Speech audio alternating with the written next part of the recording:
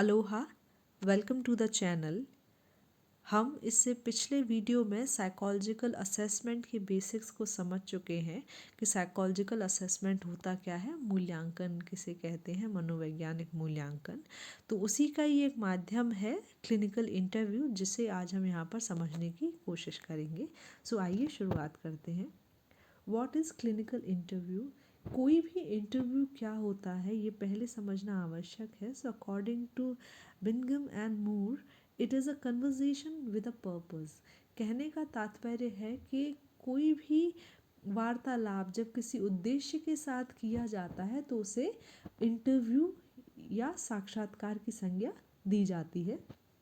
साक्षात्कार की सेटिंग क्या है या जिस उद्देश्य से वो किया जा रहा है वो उसके नाम को निर्धारित कर देता है। जैसे किसी संस्था द्वारा या किसी इंडस्ट्री द्वारा किसी के सिलेक्शन के लिए जो इंटरव्यू लिया जाएगा वो अलग तरीके का होगा। वहाँ पर भी वो एक वार्तालाप की ही सिचुएशन होगी, लेकिन उसका उद्देश्य वहाँ पर एक सिलेक्शन या रिक्रूटमेंट होगा। यहाँ पर असामान्य मनोविज्ञान में जो उद्देश्य होता है इस वार्तालाप का वो होता है क्लिनिकल या नैदानिक उद्देश्य के साथ किया जाने वाला वार्तालाप या अंतरक्रिया को नैदानिक साक्षात्कार या क्लिनिकल इंटरव्यू कहा जाता है। It is a conversation between a clinician and a client having a clinical purpose. यहाँ पर दो लोग जो हैं वो कौन होंगे? एक तो क्लिनिशियन होगा या प्रैक्टिशनर होगा, वो साइकोलॉजिस्ट होगा जो थेरेपिस्ट होगा, और दूसरा होगा पेशेंट या क्लाइंट जो अपनी समस्या लेकर क्लिनिशियन के पास आता है।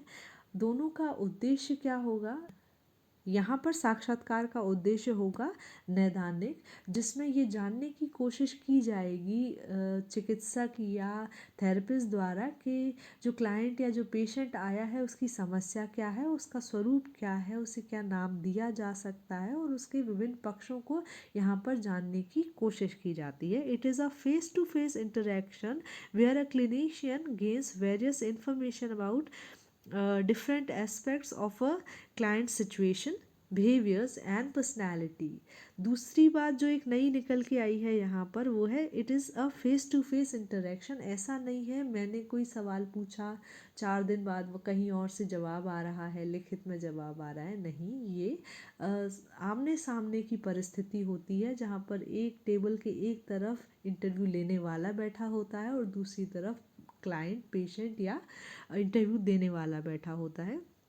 यहाँ पर जो क्लिनिशियन है, जो थेरेपिस्ट है, बहुत सारी इन्फॉर्मेशन गेन करता है, अक्वायर करता है विभिन्न माध्यमों से, और विभिन्न चीज़ों के बारे में, क्लाइंट की क्या सिचुएशन है, उसका क्या व्यवहार है, उसकी क्या पर्सनैलिटी है, पर्सनैलिटी की वेरियस एस्पेक्ट्स क्या हैं, और उन सब के बारे में वो एक डिटेल्ड इन्फॉर्मेशन यहाँ पर लेता है। तो इसी उद्देश्य के साथ किया जाने वाला ये वार्तालाप, ये अंतरक्रिया जो एक क्लिनिशियन और एक क्लाइंट या पेशेंट के बीच में होती है, क्लिनिकल इंटरव्यू कहलाती है। It is an interactive situation. ये वन वे प्रोसेस नहीं है कि किसी ने एक बात कह दी और वही हो रहा है कि एक ही इंसान अपनी बात कहे जा रहा है, नहीं, ये एक इंटरैक्टिव सिचुएशन है। क्लिनिशियन ने एक सवाल पूछा और क्लाइंट की तरफ से एक जवाब आया। अब नेक्स्ट सवाल हो सकता है क्लिनिशियन खुद पूछे और जो जवाब था उसी के आधार पर पूछे, या उसे लगता है कि कौन सा सवाल पूछना यहाँ पर उचित रहेगा तो वो उस सवाल को पूछे। तो एक अंतरक्रिया की परिस्थिति होती है। Information is acquired through verbal and non verbal content. यहाँ पर जो सूचना अर्जित की जाती है वो केवल वर्बल बेसिस पर नहीं होती है। कहने का तात्पर्य ये है कि यहाँ पर जो सूचना इंटरव्यू लेने वाला अर्जित कर रहा है वो क्लाइंट या पेशेंट जो कह रहा है उसी के आधार पर ही नहीं, इसके अलावा भी और विभिन्न माध्यमों से सूचना अर्जित की जाती है जिसमें नॉन वर्बल क्यूज़ ज़्यादा देखे जाते हैं। जैसे उसकी बॉडी लैंग्वेज किस तरीके की है, वो किस तरीके से चल के आया है, उसने किस तरीके के कपड़े पहने हुए हैं, वो किस लहजे में बात कर रहा है। बातों का कंटेंट भी उतना ही इम्पॉर्टेंट है, इसके साथ ही साथ किस तरीके से वो किन शब्दों पर ज़्यादा जोर दे रहा है, उसकी बातों का तरीका क्या है, उसका पिच किस तरीके का है, या वो बहुत ज़ोर ज़ोर से बात कर रहा है या बहुत धीरे धीरे बात कर रहा है। तो यहाँ पर कंटेंट के साथ साथ और भी बहुत सारे पक्षों पर ध्यान दिया जाता है और उनके माध्यम से सूचनाएं अर्जित करने की कोशिश की जाती है। In this method the clinician is on drivers seat and directs the flow of the conversation. यहाँ पर जिस तरीके से ड्राइवर गाड़ी चलाता है उसी तरीके से यहाँ पर जो नियंत्रण होता है परिस्थिति का, वो इंटरव्यू लेने वाले के हाथों में होता है कि वो जिस दिशा में इंटरव्यू को ले जाना चाहे वो उस दिशा में उसे ले जा सकता है। वो जिस पक्ष पर ध्यान देना चाहे, वो जिस तरीके की सूचनाएं अर्जित करना चाहे, वो उस दिशा में इसको इंटरव्यू को ले जा सकता है। Interview is often considered the central element of the assessment process. ये इतना इम्पॉर्टेंट माध्यम है असेसमेंट का कि ये एक सेंट्रल एलिमेंट माना जाता है बहुत ज़्यादा रिसर्चर्स के द्वारा। ये सिंपल सेट ऑफ क्वेश्चंस के फॉर्म में भी हो सकता है या prompts to a more extended and detailed format, या कह सकते हैं कि ये उस स्वरूप में भी होगा जहाँ पर बहुत ज़्यादा विस्तृत सवाल पूछे जा रहे हैं एंड ओपन एंडेड आंसर्स हैं और उन्हीं में से थ्रेड लेकर आगे का सवाल नेक्स्ट पूछा जा रहा है। तो इस तरीके का भी हो सकता है इंटरव्यू वैसा भी हो सकता है जहाँ पर स्पेसिफिक क्वेश्चंस ही पूछे जाते हैं। ये ऐसा भी हो सकता है रिलेटिवली ओपन इन कैरेक्टर, जहाँ पर क्वेश्चंस का फॉर्मेट क्या होगा, क्वेश्चंस कौन से होंगे, ये जो इंटरव्यू लेने वाला व्यक्ति है, इंटरव्यूअर है, वो डिसाइड करता है। या ये इस फॉर्म में भी हो सकता है जहाँ पर ये टाइटली कंट्रोल्ड होगा, जहाँ पर कुछ निर्धारित सवाल ही होंगे और वही पूछे जाएंगे। दूसरी परिस्थिति जो है जहाँ पर स्पेसिफिक या प्री डिटरमिन्ड क्वेश्चंस ही पूछे जाते हैं, वहाँ पर इंटरव्यू स्टैंडर्डाइज्ड जो फॉर्मेट होता है उसे यूज़ करता है क्वेश्चंस के का, और वो ज़्यादा रिलायबल माना जाता है। और इन्हीं दोनों तरीक़ों के बारे में हम यहाँ आगे चर्चा करेंगे कि टाइप्स ऑफ इंटरव्यूज़ क्या होते हैं। One is structured and the other one is unstructured interview. जैसा कि हम यहाँ पर देख रहे हैं, structure follow a pre determined set of questions. निर्धारित स्वरूप और निर्धारित प्रश्नों को ही यहाँ पर उपयोग में लिया जाता है। तो स्ट्रक्चर्ड जो सिचुएशन होगी या संरचित जो सिचुएशन होगी वो कैसी होगी? Structured in terms of goals, लक्ष्य क्या होंगे इंटरव्यू के, वो निर्धारित होते हैं। कॉम्प्रिहेंसिव सिम्टम्स रिव्यू, एक विस्तृत और बेहतर रिव्यू होगा सिम्टम्स का, उस बात को ध्यान में रखा जाएगा। कौन कौन से कंटेंट को एक्सप्लोर करना है and the type of the relationship between the interviewer and the client, ये भी निर्धारित किया जाएगा कि क्या वो एक थेरेपिस्ट और पेशेंट का होगा, उस फॉर्म में होगा, या फिर एक फ्रेंड जैसा रिलेशनशिप होगा। किस तरीके का रिलेशनशिप दोनों मेंटेन करेंगे वो भी यहाँ पर डिसाइड होता है। द बिगनिंग स्टेटमेंट और introduction of the interview follow a set procedures. The theme and the questions are predetermined to obtain particular responses for all the items. यहाँ पर जो थीम है क्वेश्चंस की वो पहले से ही निर्धारित होती है, और क्वेश्चंस की शुरुआत किस तरीके से होगी या इंटरव्यू की शुरुआत किस तरीके से होगी, कौन से सवाल से शुरुआत होगी, यहाँ पर इस बात को ध्यान में रखा जाता है कि उसका भी एक निर्धारित क्रम है। संरचित जो इंटरव्यू हैं उसमें जो इंटरव्यूअर है वो जो निर्धारित क्रम है प्रश्नों का उससे विचलित नहीं हो सकता। उसे उसी स्वरूप में उसी क्रम में सवाल पूछने होते हैं और सूचनाएं अर्जित करनी होती हैं। All questions are asked for each client in a preset way. Each question is structured in a manner so as to allow responses to be quantified or clearly determined. सवालों का स्वरूप कुछ इस तरीके का होता है कि जो जवाब दिया जाए उसे क्वांटिफाई किया जा सके या उसे मापा जा सके। जैसे आप कितने खुश हैं, आप इससे अपने आपकी खुशी को आपको 10 में से अंक देने हैं, तो अगर वो 5 कहता है क्लाइंट तो आप समझ जाएंगे कि उसका स्तर क्या होगा। 7 कहता है, 8 कहता है, तो ये उसे क्वांटिफाई करने का तरीका है। अगर यहाँ की समस्या की हम बात करें स्ट्रक्चर्ड इंटरव्यू की, ये तो सारी इसकी अच्छाइयाँ हैं कि प्री डिटर्मिन्ड होता है, बहुत रिलायबल टेक्निक है। इसके साथ ही साथ जो प्रॉब्लम है वो है it takes a long time, बहुत लंबा वक्त लगता है क्योंकि निर्धारित ही सवाल हैं यहाँ पर। इसके साथ ही साथ बहुत ही टेंजेंशियलिटी भी यहाँ पर हम कह सकते हैं देखी जाती है कंटेंट को लेकर, कि केवल आप छू कर के निकल गए उस बात को और आपने इंटरव्यूअर ने गहराई से उस बात को समझने की कोशिश ही नहीं की, क्योंकि आपके पास तो निर्धारित सवाल हैं, आप उसमें फ्लेक्सिबल नहीं हो सकते। फ्लेक्सिबल नहीं हो सकते से यहाँ पर तात्पर्य है कि अगर पेशेंट ने आपको कोई थ्रेड अवेलेबल करवाया है, उसने अगर कोई ऐसी बात कही है कि जिसकी गहराई में जाने की आवश्यकता है, लेकिन आपके क्वेश्चन क्योंकि निर्धारित हैं तो आप उसकी गहराई में नहीं जाते, उस चीज़ को आप केवल छू कर निकल जाते हो और आपको पता होती है कि वो चीज़ वहाँ पर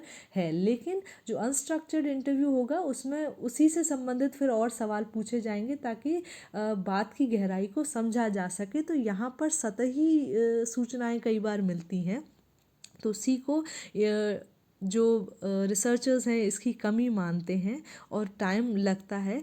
इसके साथ ही साथ clients also sometimes be frustrated by the overly detailed questions in the area that are of no concern to them। और कई बार क्लाइंट फ्रस्ट्रेट हो जाता है कि भाई ये ऐसे सवाल क्यों मुझसे पूछे जा रहे हैं।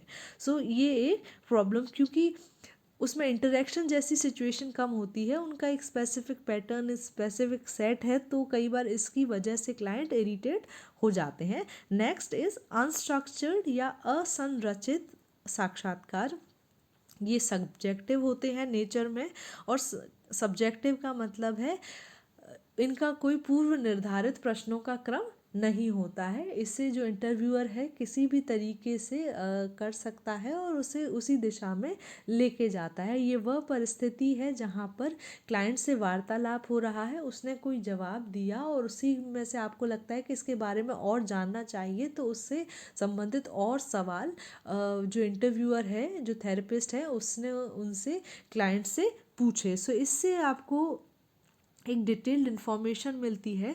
यहाँ पर जो क्वेश्चंस हैं वो सेट नहीं होते हैं, प्री डिटर्मिन्ड नहीं होते हैं, ओपन एंडेड आंसर्स होते हैं। क्लाइंट के वो डिटेल्ड इन्फॉर्मेशन देता है, उसे कहीं बीच में रोका नहीं जाता या डायरेक्ट नहीं किया जाता है। उसके आंसर्स में से ही नए क्वेश्चंस बनाए जाते हैं कि अब इस दिशा में हमें बढ़ना चाहिए, ये जो थेरेपिस्ट है वो डिसाइड करता है। सो ये एक काफ़ी डिटेल्ड सिचुएशन होती है। The beginning statements in the interview are usually journal and follow-up questions are tailored for each client। हमने देखा था कि structured interview में beginning statement स्पेसिफिक होते हैं, साथ ही साथ स्पेसिफिक ही क्वेश्चंस होते हैं जिनको पूछा जाता है। लेकिन अनस्ट्रक्चर्ड की हम क्वालिटी यहाँ पर समझ रहे हैं कि बहुत जर्नल से सवाल हैं कि कैसे हैं आप, एक बहुत जर्नल सा स्टेटमेंट है, यहाँ से शुरुआत होती है। और लेकिन फॉलो अप क्वेश्चंस जो होते हैं वो टेलर्ड होते हैं।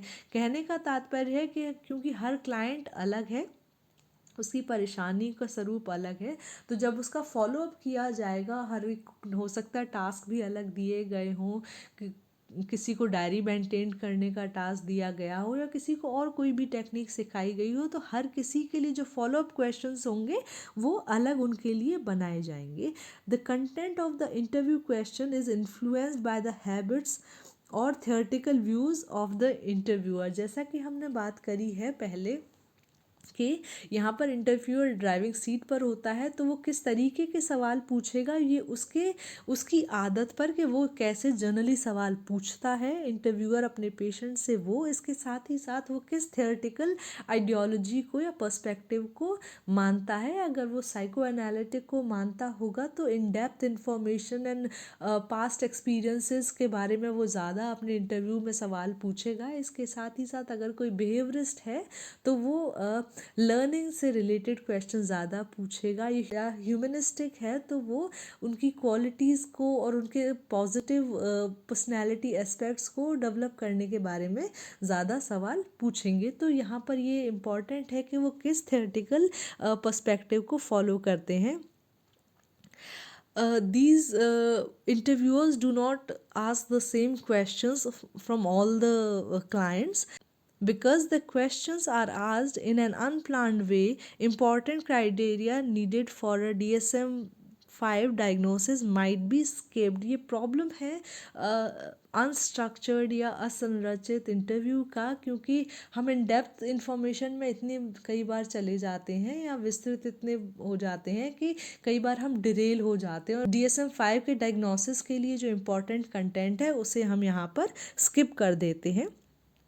तो वो यहाँ का प्रॉब्लम है अनस्ट्रक्चर्ड इंटरव्यूज़ का। डिफ़िकल्टी टू क्वांटिफाई और कंपेयर विद द रेस्पॉन्सेज। जब सवाल हर क्लाइंट के लिए अलग होंगे तो कंपैरिजन संभव ही नहीं है। कंपैरिजन करने के लिए स्पेसिफिक क्वेश्चन या सेम क्वेश्चंस होना ही ज़रूरी है, तो वो प्रॉब्लम यहाँ पर आती है। But the positive side of the unstructured interview is they are more sensitive towards the problem of the client. Advantages, interview method के क्या एडवांटेजेस हैं, क्या विशेषताएं हैं, क्या लाभ हैं। तो यहाँ पर जो सूचनाएं एकत्र की जाती हैं वो नियंत्रित परिस्थिति में की जाती हैं, और कई बार ऐसा भी देखा गया है कि इंटरव्यूज़ को रिकॉर्ड किया जाता है ताकि लेटर ऑन उनको और एनालाइज किया जा सके। हो सकता है कोई नॉन वर्बल क्यू हमसे रह गया हो, या कोई कंटेंट हमसे एनालाइज करने में रह गया हो, या रिकॉर्ड करने में रह गया हो, तो ये कंट्रोल्ड सिचुएशन होती है। नॉन वर्बल इंफॉर्मेशन गेन करने का ये बेहतरीन तरीका है इंटरव्यू मेथड, क्योंकि यहाँ पर फेस टू फेस कन्वर्सेशन होता है। तो जो इंटरव्यूअर है वो क्लाइंट की एक्चुअल परिस्थिति और एक्चुअल बिहेवियर को वहाँ पर रीड कर रहा होता है कि वो उसमें कितनी ज़्यादा फिजिडिटी है या स्टेबिलिटी है, या वो स्लो है या हाइपर एक्टिव है, वो किस तरीके का है, उसको वहाँ पर ईजिली रीड किया जा सकता है। इन डेप्थ इंफॉर्मेशन यहाँ पर मिलती है, ना कि केवल सिम्टम्स के बारे में कि क्या परेशानी है यहाँ पर, और गहराई से सूचनाओं को जाना जाता है। लेकिन अगर समस्याओं की बात करें तो कुछ कमियां भी हैं इस मेथड में। It's not a good method for psychotic patient and children, जहाँ पर बच्चे जवाब नहीं दे पाते हैं सवालों का, या कई बार सवालों को समझ नहीं पाते हैं, तो ये उस परिस्थिति के लिए उपयुक्त नहीं है। साथ ही साथ गंभीर मनोरोगियों के लिए, साइकोटिक जो पेशेंट्स हैं उनके लिए ये नहीं है, क्योंकि कई बार उनका एक जगह टिक कर के बैठना भी मुश्किल होता है। तो ऐसी परिस्थिति में इंटरव्यू कंडक्ट करना बहुत मुश्किल हो जाता है। इसके साथ ही साथ सवालों को वो कई बार समझ नहीं पाते, तो वहाँ पर सही सूचनाएं उपलब्ध नहीं हो पाती हैं।